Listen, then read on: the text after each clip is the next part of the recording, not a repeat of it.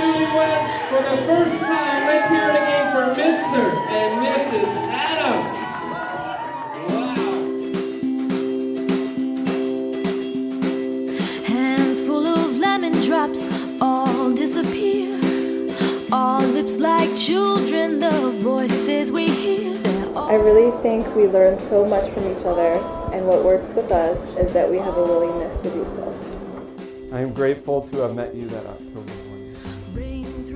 There are no words that can fully justify how amazing of a person you are.